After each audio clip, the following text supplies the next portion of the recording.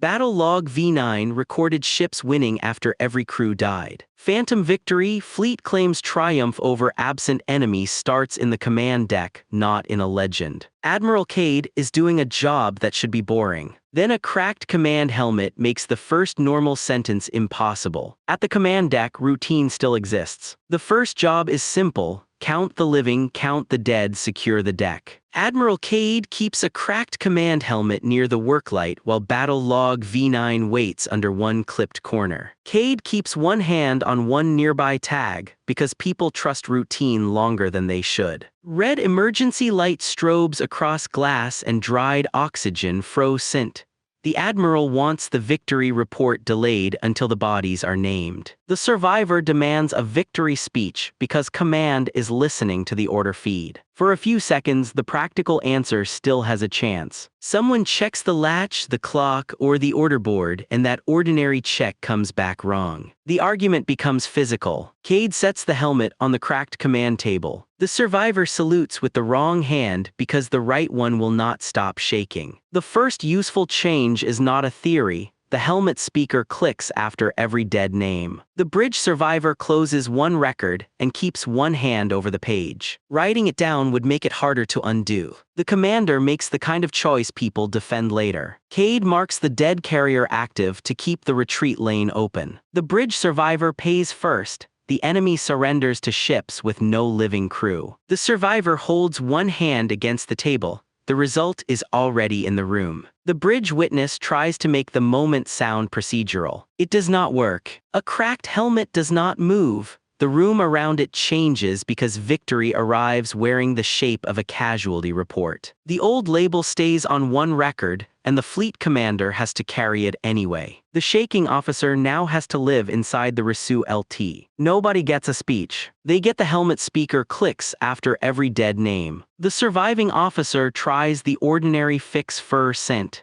It is a good instinct and it fails in a visible way. The failed fix leaves Battle Log V9 more dangerous than a helmet. After the argument, Cade checks the casualty count against the suit tags. The count is boring. The missing tag is not. From there, the survivor reaches for the rail, then lets go before anyone can mistake that for confidence. The Admiral sets one casualty sheet on the deck. Red light crosses the names. By contrast, the bridge witness lowers both hands before the count changes again. The shaking officer watches the marker burn through paper. The black box vault looks manageable at first. The vault is colder than the hangar and smells like burned plastic. The black box core stays on the table close to the black box technician, while the last command packet sits beside the nearest hand. The black box technician checks one name under the lamp. The ordinary motion gives everyone one more second. The core glows red under a layer of gray handprints. The technician wants to disconnect the core before it sends another order. Cade refuses because the order might explain who kept firing. No one panics yet. That would make the problem official. The technician removes one firing key and hides it under his tongue. The technician gags on the key when the dead admiral says his name. The room answers with a practical change.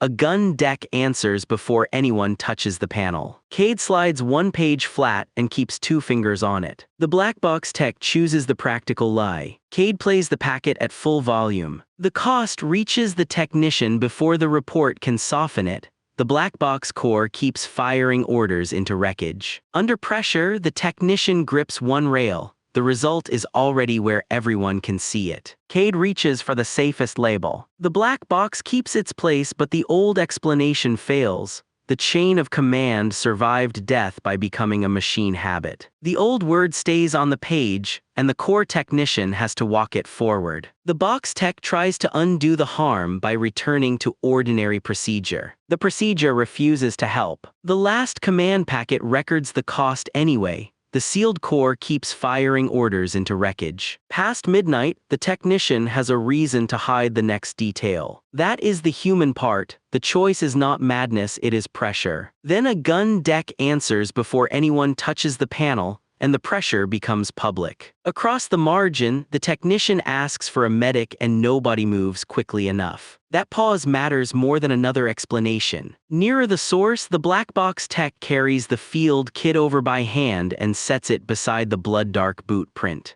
The core technician pulls one key from a glove seam. Blood touches the metal. Cade steps closer then stops. The panel unlocks before anyone speaks. The first minute inside the evacuation lock is almost dull. The lock should cycle in 90 seconds. The convoy pilot leaves a crushed distress buoy where everyone can see it, and the retreat denial stays visible on the table. The convoy pilot sets one page beside the light and nobody moves it. Amber debris taps the lock door like rain on armor. The pilot wants to pull survivors out before the carrier turns. The sergeant orders him to wait for authorization from a bridge that is already dead. Everyone gives the ordinary explanation one last second. The pilot cuts the tether and burns the thrusters cold. The sergeant calls him a coward. The pilot does not argue because he agrees. After that, the record has a new shape. The distress buoy keeps pulsing after the pod goes dark. The Marine sergeant folds one sheet and traps it under one palm. The convoy lead takes the option that can still be explained to a board. He leaves one rescue pod behind because the pod repeats the dead order. That decision hurts the rescue pod crew first, and the retreat corridor burns before anyone orders retreat. The rescue pod crew sets one cup down without drinking. The result has reached them first.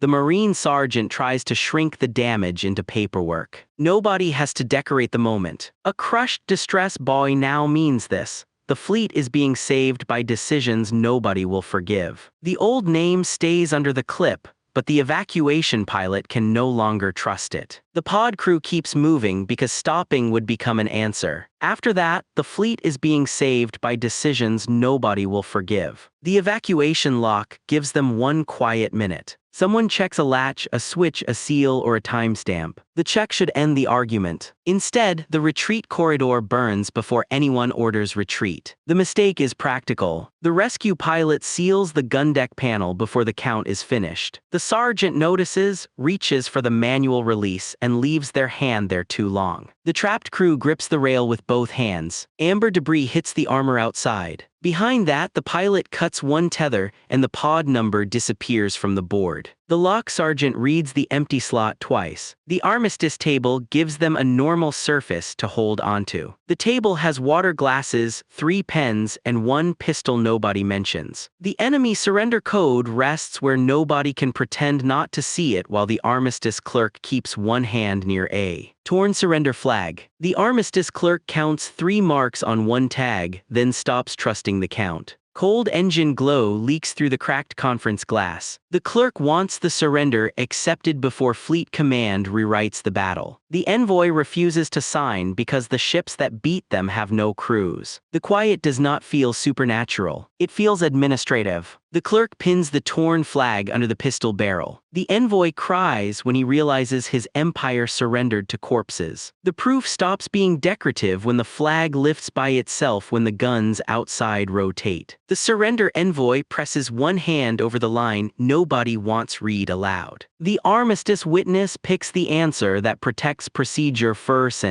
The clerk signs for Cade without permission. The result is immediate for the surrender envoy. The armistice table inherits a battle nobody alive controlled. The envoy puts one palm on the glass. The result is already behind it. The enemy envoy says the official sentence first. The evidence is plain enough to hurt. Peace becomes another document written by the dead. The category sits on the paper while the treaty clerk carries the cost past it. When they leave the armistice table, the route forward is narrower. The enemy surrender code is still visible. A torn surrender flag is still close. And the surrender witness has paid first.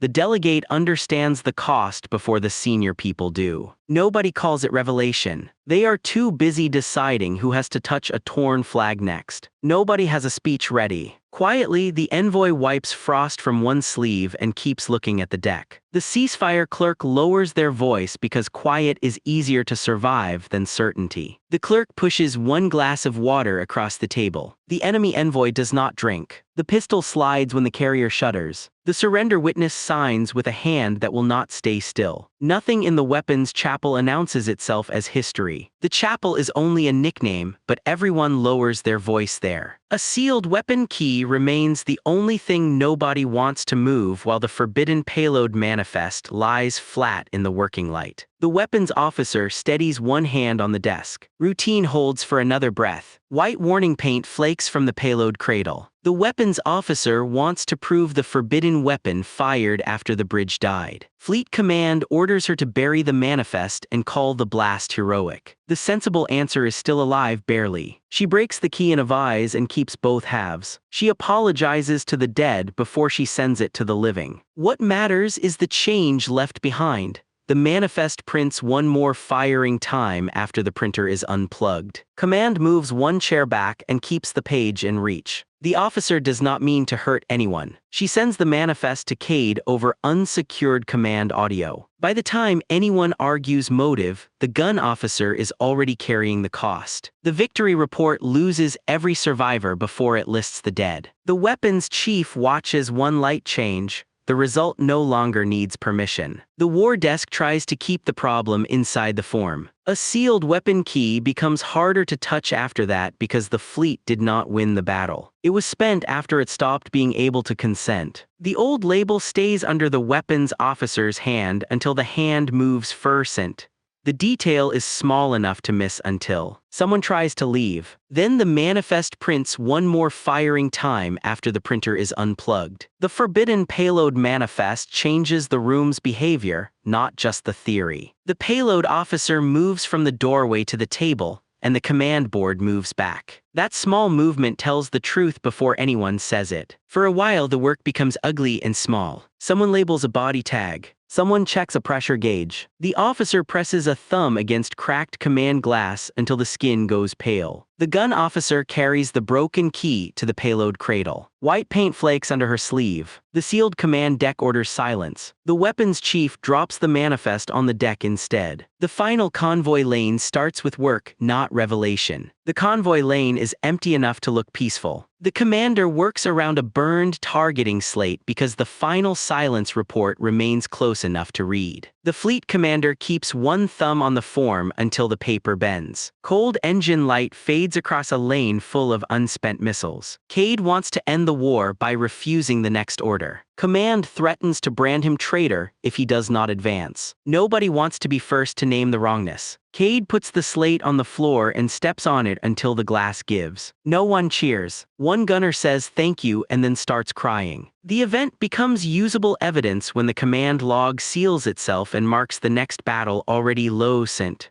The war desk pins one corner down until the paper stops shaking. The admiral makes one useful mistake. He opens the casualty ledger over command audio instead of reading the victory order. What follows is not symbolic for the next convoy. The next fleet loses the right to call this war finished. The next convoy keeps both feet still. The result moves anyway. The command board wants the report to sound calmer than the room. The category breaks quietly around a burned targeting slate. The last command is not attack or retreat, it is confession. The old word remains on the form, and the commander has to sign around it. A decision is not bigger, it is meaner. The fleet commander can protect the report or protect the following convoy, and the room has already made both choices expensive. The next evacuation line reaches for a burned slate as if it is only evidence. It is heavier than the story anyone wants to tell. By the time the command log seals itself and marks the next battle already lost, the old version of events is no longer usable. The sealed command deck tries to leave with the first acceptable report. Cade steps into the gangway not dramatically, just enough to make the lie wait with them. The admiral steps onto the targeting slate until glass cracks under one boot. Command reaches for the order board. The later rescue wing blocks it with both hands. The lane lights go red behind them. The surviving officer asks for one more check because fear sounds better in procedural language. The commander allows it. The result is worse because victory arrives wearing the shape of a casualty report. The fleet commander sets one casualty sheet on the deck. The survivor lowers both hands before the count changes again. The bridge witness watches the marker burn through paper. A junior gunner drops a pen and apologizes as if that is the problem. The shaking officer kneels to pick it up,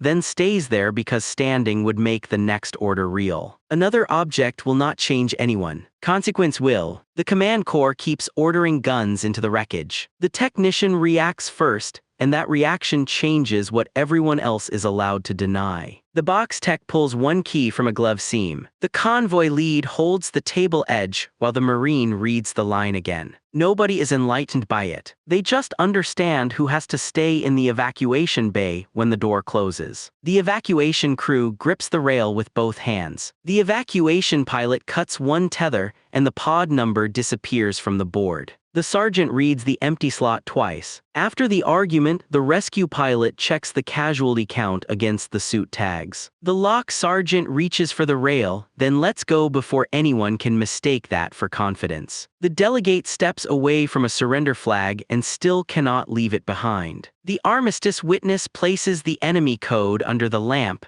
and the ordinary room stops feeling available. The treaty clerk pushes one glass of water across the table. The envoy does not drink. The enemy envoy signs with a hand that will not stay still. The war desk pulls the nearest chair back without sitting down. That tiny retreat matters. It gives the payload officer enough space to make the wrong useful choice. The officer carries the broken key to the payload cradle. The command board orders silence. The gun officer drops the manifest on the deck instead. The weapons chief seals the gun deck panel before the count is finished. The sealed command deck notices, reaches for the manual release, and leaves their hand there too long. Cade opens the folder, closes it, and opens it again. The second look is worse because the war log locks itself and names the following battle already condemned. The following convoy blocks it with both hands. The surviving officer touches a command helmet with 2 fingers, then wipes those fingers on their sleeve. The gesture is small. It is also the first honest vote in the room. The commander sets one casualty sheet on the deck. The fleet commander presses a thumb against cracked command glass until the skin goes pale. The final image is simple. Cade remains in the final convoy lane with a targeting slate close enough to touch. The battle was won after command, crew, and retreat were already gone. The loss record closes itself around the next evacuation line already